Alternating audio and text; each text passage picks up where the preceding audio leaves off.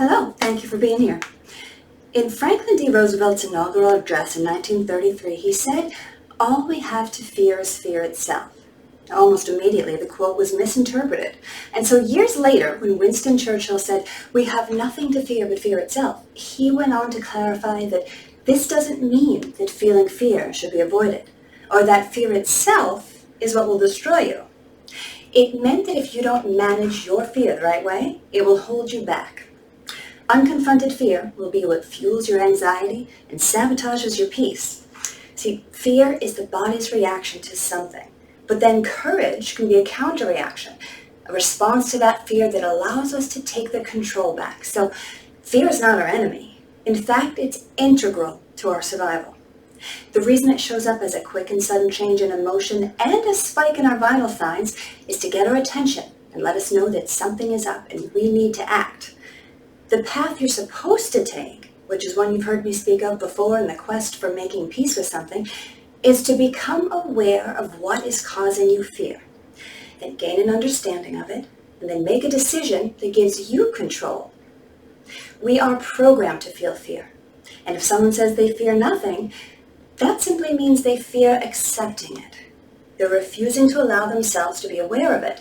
So the healthy way of managing fear gets derailed way at the beginning, at that first step of awareness. So what happens instead? Well, there are several defense mechanisms that jump in to take the place of healthy processing. One is called suppression. Suppression means purposely avoiding an emotion because we don't know exactly how to deal with it. A while back I talked about how sadness is a very difficult emotion for people to learn to tolerate within themselves and from others.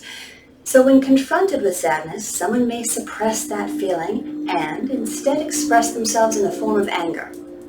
Anger is a much easier emotion to manage and to admit to.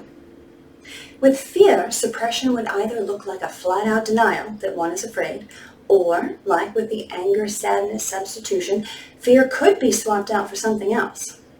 For example, think about a tough-as-nails guy, like so manly you can basically see testosterone vapor emanating from his pores constantly.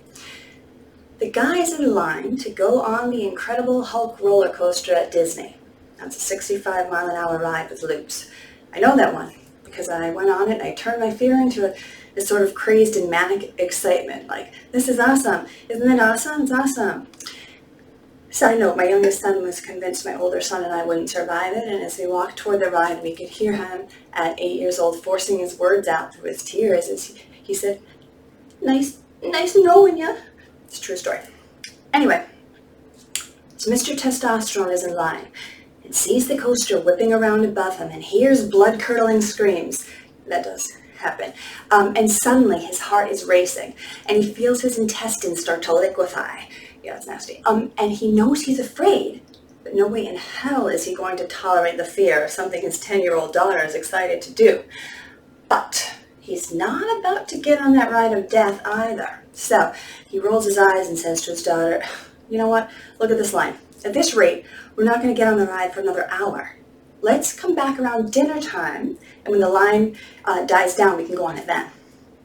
Now, he has no intention of actually doing that, but he has successfully turned his fear into impatience and annoyance.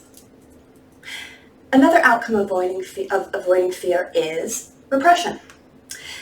Repression is a little more harmful to us because this avoidance of acknowledging fear is not a conscious choice. It's involuntary, and it's classified as a psychological mechanism of defense. Ooh, self-defense! That sounds helpful, right? No, but it's not. Your mind is taking something unpleasant and hiding it away from you. It doesn't eliminate it, it disguises it, and you no longer have control of how you respond to it. Now, after suppression and repression hang around your fear response for a while, keeping you from managing your own fear, they may eventually create a big, ugly baby called dissociation. Now, what did that vile procreation look like?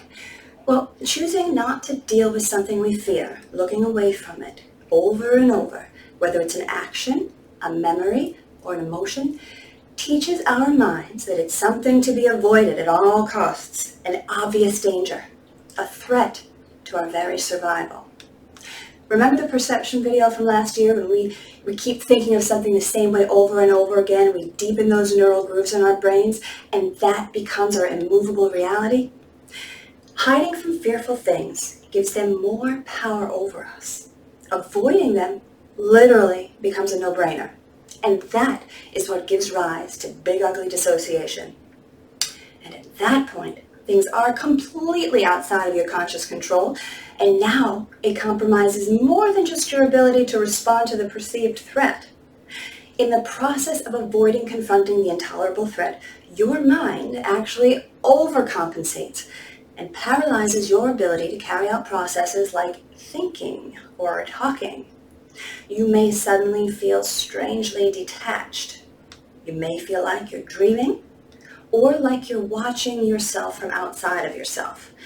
And ironically, what your body puts you through while trying to avoid fear is a very scary thing to go through. Suddenly being stripped of your awareness and control, and if you're with someone else, they have no idea what's going on. You may or may not be able to process that you're being strange, but they can. And another person isn't going to be like, oh, they must be having a dissociative episode. They're actually going to think you're annoyed or rude or hiding something or on something. They may think you're waiting for them to speak. So they may go on and on about things you'll have no hope of processing. And if they're talking about whatever it was that tweaked you in the first place, they may inadvertently just be pulling you down and preventing you from floating back to yourself. I'm telling you all of this because maybe you've gone through something like this and haven't understood it. And I'm telling you because it's really important not to underestimate the danger inherent to avoiding the feeling of fear. And I'm telling you because you can change your life with the empowerment you will gain by learning to accept the feeling of fear without judging yourself. And once you're aware and understanding, you can train yourself to override it. Fear is not a lack of bravery. It's an unavoidable survival emotion. Bravery is feeling fear and still being able to take action. Courage is being able to go toward what you're afraid of. You are required to override the fear responses of flight and avoidance on the job for the sake of the job, enduring and sacrificing for the job. But what about for you? When personal reward is on the other side of fear for you, do you persevere for yourself? In the next video, we'll examine the roadblocks to this and how to overcome them. Because you, my friend, are worth it. Be well.